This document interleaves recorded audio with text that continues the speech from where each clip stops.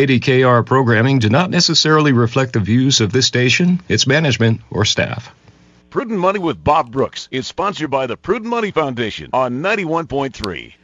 Well, how do you know how to drive in the floodwaters? Today we're going to take a look. Stay tuned for the special Car Corner edition of Prudent Money.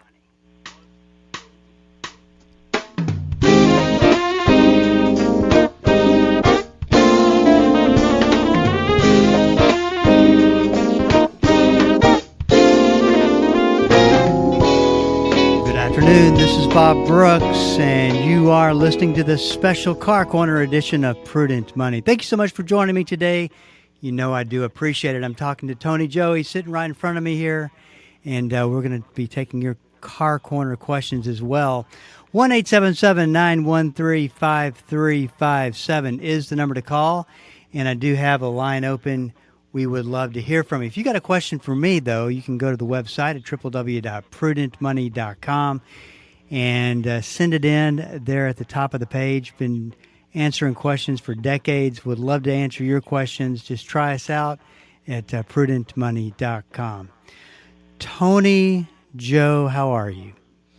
I am well. Thank you for asking. How are you, sir? I'm doing good. I even have your mic turned up and everything. Very nice. Very nice. You know, I was just thinking, we typically talk about this every once in a while, but about a flood situation. Mm-hmm. Normally in the spring, yeah, we do that. And I just can't get my brain wrapped around what these people have gone through in Asheville, North Carolina, and I mean, of course, that's the worst of the worst, from what I understand. There's a lot of areas that just got literally wiped out, and that's nothing you're ever ready for, especially if you get caught out in it and you're in an automobile. What to do? You were a little bit more in touch than I was with what actually happened there. But talk a little bit about, kind of set the stage for what we're going to talk about that happened there in Asheville. Okay.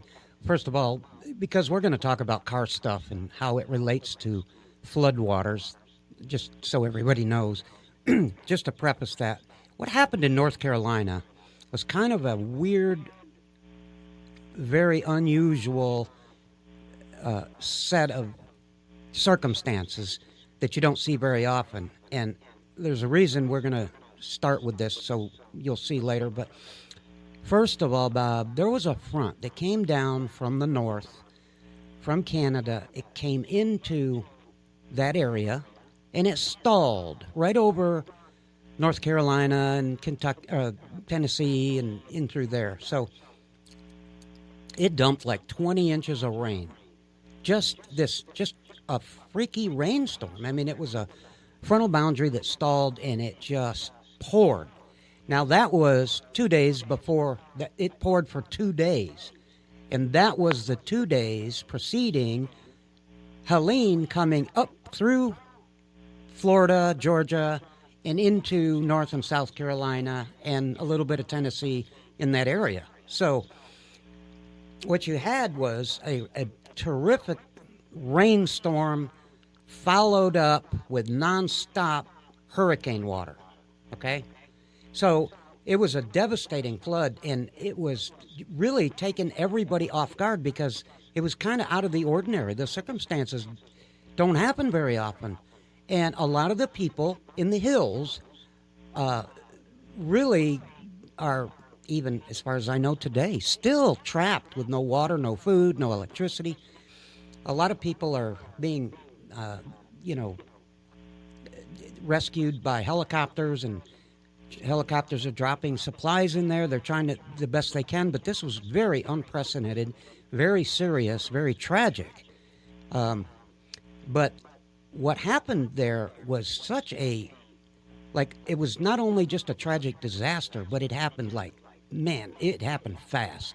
You couldn't have prepared for this. This is just one of those things you just don't ever plan on. So now what you have is a situation where you got not just cars. I mean, cars are such a minuscule detail at this point. there are towns that are gone. I mean, whole towns that are just wiped out. The flood waters have taken its toll on, not only human life, but everything that goes with that. And I don't know. I listen to a lot of talk radio, and I like to hear the people from North Carolina live calling in, describing things, so you get a little more of what's really going on as opposed to what you hear on the headlines every hour. And I'm telling you, it's tragic, and I hate to say this, but last I heard, the death count was 220, and there's a lot of people still missing. So let's pray that the people that are unaccounted for are okay, and it's just a communications thing. And of course, that's the wild thing about it, is that it's so devastating. There's no way for media to get in there. There's no way for all these wonderful ministries and people who want to help. I was talking to somebody, a client today, and he goes, I've thought about it a million times about jumping in my truck and hauling stuff. He said, but what if I ran out of gas? Then I become a problem. And it's just, you just cannot get your brain wrapped around it. Right. And there are local people up there that are trying to help as best they can. Those fortunate enough, some of the NASCAR drivers and so forth, that they are using their own personal helicopters to airdrop stuff. And also, they are trying to help with the supplies like medicine and things that people really, really need. You can imagine if somebody needs oxygen or some kind of important medication and they're stuck out there with no line of communication, they're just trying to help. It's people that are local, and they're trying to help as best they can. FEMA didn't make it up there for quite a few days, I think 4 days before they actually got there on the ground. And then the thing that I've heard is that now that the helicopters are trying to still help in some small way by bringing supplies, that they can no longer do that because everything now has to go through FEMA. So I don't know if that made it better or worse, but it's just a devastating tragedy, Bob. It's terrible. And I don't think most of us realize how bad it really is. So tell me this, was the Hurricane Helene that went that far up the east side of the country, was that still a Category 1 or 2 or? Well, by the time it got there, it was a tropical storm. But right. You have to realize that the hurricane itself is a low pressure system, so it goes in a counterclockwise rotation. As it moves up through the inland part of the country, Georgia, into South Carolina, and then North Carolina and Tennessee, you've got to realize that it's wrapping the rain around the outside, and it's bringing it from the ocean inland. My brother, who's a truck driver, who actually was in, he told me last night where he was. He was in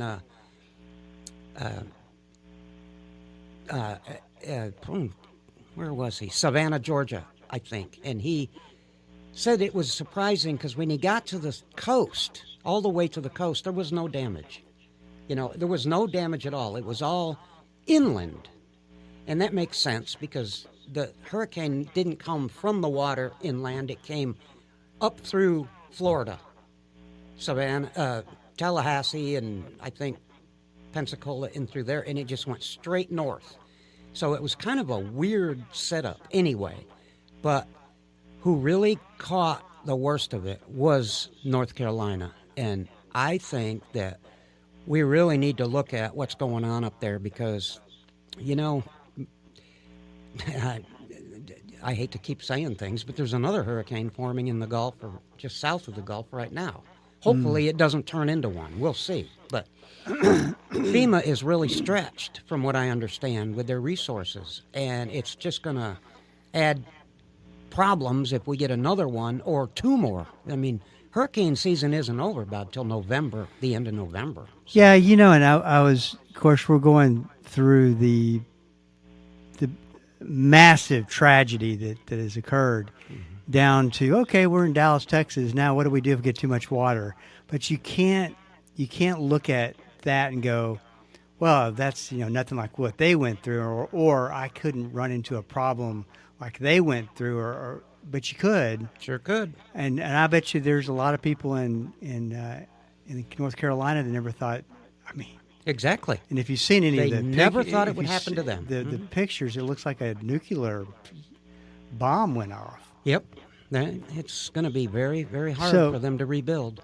Let's talk about the number one. Well, you and I always call it the number one tip when driving in any kind of a stormy weather type situation. If you see an emergency sign, you see a group of pylons, don't drive around them. It's very simple because they're there for a reason. That's right, and we see it on the news every time we have a flooding event down here, because normally we get a lot of rain in the spring, we get flooding events in the spring, but since you brought it up, I want to say something about the barricades. Emergency services goes out, police, fire, they go out and they barricade off flood areas. And for those of us that know this area at all where we are, there's a particular place down, it's called Park Central, and it floods all the time. And I'm not too far from there, and one time I went down there for some reason at the beginning of a storm, and they didn't have barricades up, but they had barricades up when I went back through. So I had to alter my route and go a different way. Then I had to go back in that area, and I thought, well, let me just see if it's any better or any worse. Guess what, Bob? The barricade was gone. Okay? Mm-hmm. But it wasn't gone because things got better. It was gone because the floodwaters washed it away. So you also have to be very careful. On your own, you got to use your own brain. When you don't see a barricade and it looks dangerous, think, did that barricade either get blown away with the wind or washed away with the water, and nobody's come out to check it yet? Emergency services can only do so much so fast. So always remember that, because that was an important lesson that I learned is, man, that barricade was there, now it's not there, and it looks worse than before. And as I attempted to survey the situation, I thought, no, I'm not going through there because something's wrong. And then as I was turning around in the road, I saw the barricade like 100 yards down, blown over on its side. I said, that's what happened. The barricade got washed away. So how many people might have attempted to drive through there because there was no barricade? You see how that happens? I mean, yeah. That can happen. It happened to me, so I'm passing it along as knowledge and information that, don't forget, that can happen during a severe storm.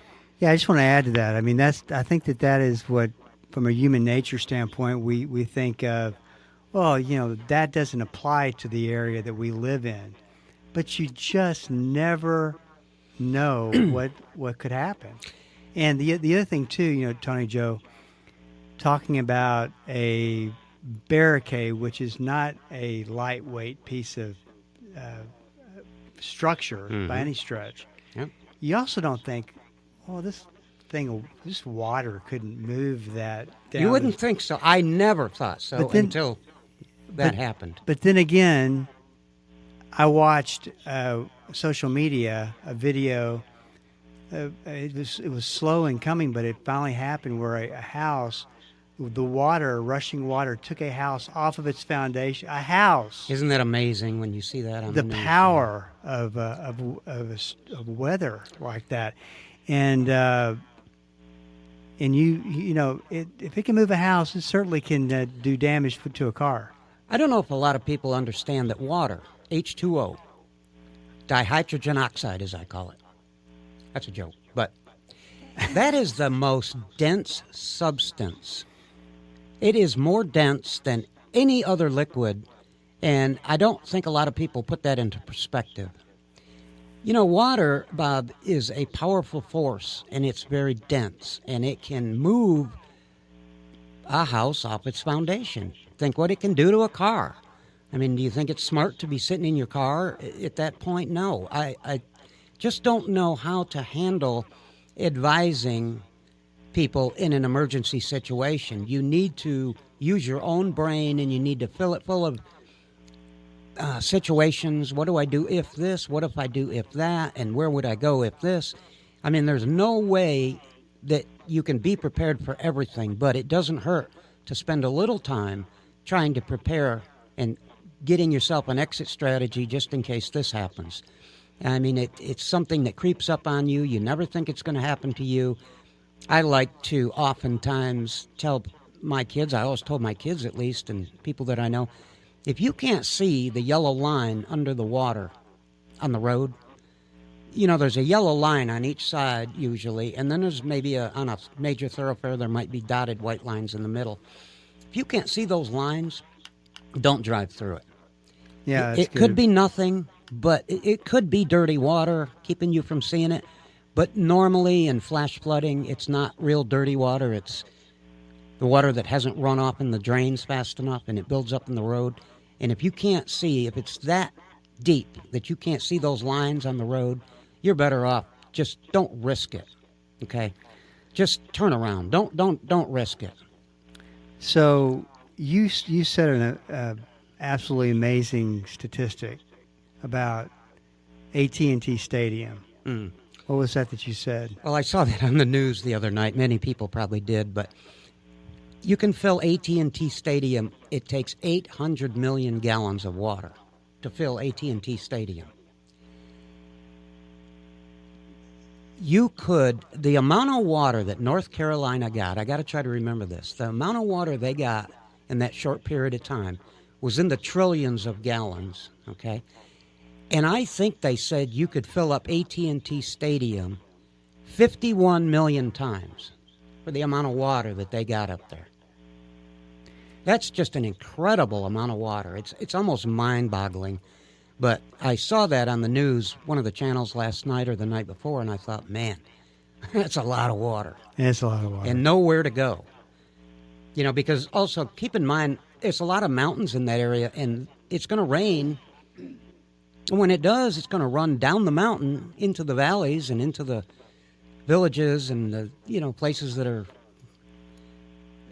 down, lower and valleys and so forth. And that's where a lot of towns are built, a lot of small hamlets, a lot of little villages. And then you have the river that, is going to overflow, and it's going to keep reaching its banks, and it's going to get higher and higher and higher. And then bingo, you got, not only flooding from the rains, you got flooding from the overflow of the rivers. And boy, it must have been tough for those people.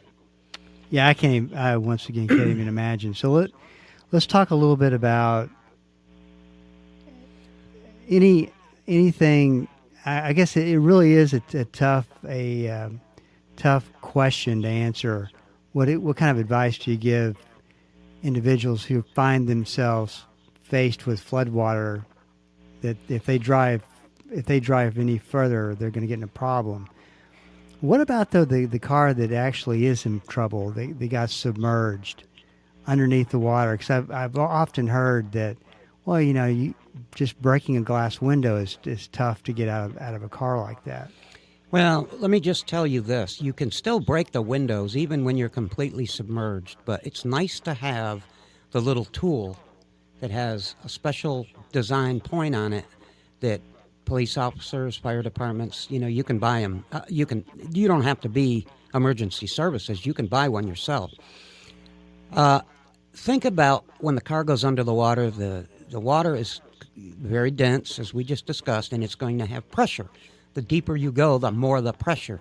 So if you were to try to push the window out or the windshield or something, which you could normally do if it wasn't submerged in water, you could kick the windshield out of any car, especially if you were scared enough. I mean, believe me, you can do it. It's not in there like you think. It's not as tough as you think to kick the windshield out of a car. But if you're submerged in water, it's much more difficult, and you'd have to be much stronger.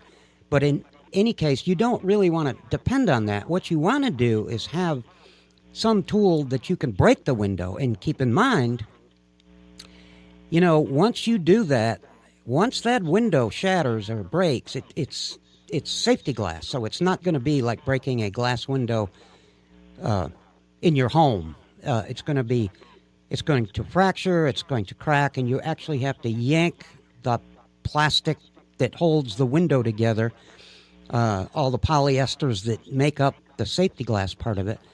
But not only that, you got to realize once you crack that window, man, water's going to start pouring in. So you got to be ready, because if you're submerged, you got to get that window out of there somehow and make a big enough hole for you to float through it or climb through it or swim through it, whatever you're going to do, because the pressure coming in is going to be very great, and it's going to be very scary at that situation. And it's something that a lot of people probably don't ever think about. And if you've never thought about it, it's a pretty good idea to just think about how much time would I have if I was completely underwater. Now, a lot of times the car may not be completely underwater. It may have air pockets inside, and you really don't want to break the window unless you see no help available. But if you're in the car and it's bobbling up and down and it's got air pockets inside, you're okay for a minute, but you should have thought about things before that point. I know it's harsh to hear that, but it's a good idea to think about these things before it really happens. And I think if you really put some thought to it, you'd realize how very little time you're going to have to react. So it's good to know ahead of time what you're going to do. So, Tony, Joe, we have a couple of minutes left. I want to answer the question. One of the things that you'll start to see is in the recovery period, cars that were involved in the flood fixed back up. Mm-hmm. No insurance, no notification anywhere that this has happened, and then probably brought it down to our area to sell at auction or whatnot. I mean, are they doing this? There comes a point where an insurance company will say, "Yeah, that car's totaled," and it's probably a quicker decision than you might think. But that's not the case if you're trying to commit fraud. Yeah, you can clean the car up and rescue it and dry it all out. But here's the thing we were discussing before, and I said there was going to be a point to this. Remember, I was talking about the rain that occurred just before the hurricane, Bob, and it was rain water coming from the front is pretty much fresh water. It's not really acidic or have a lot of salt content or anything like that. But the hurricane water, now that's different. The hurricane water brought Gulf of Mexico salt water into those areas. So the salt is the big thing that bugs me the most. The salt water getting into the highly sophisticated electronics that we have on cars today is going to damage harnesses and computers beyond the point of trying to fix it. You're never going to stop having trouble. Salt water is terrible for any electronics and any wiring of any kind.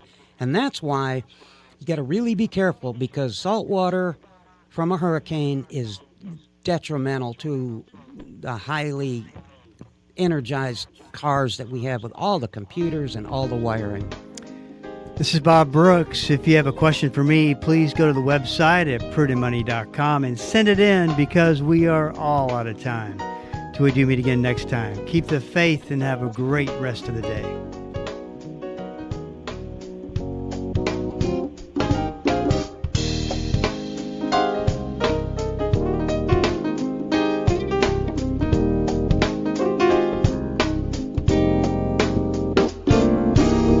That's all the time we have for today. Questions or comments for Bob, or to find out more great information like what you've just heard, visit www.prudentmoney.com. Be sure to join Bob Brooks again for the next edition of Prudent Money.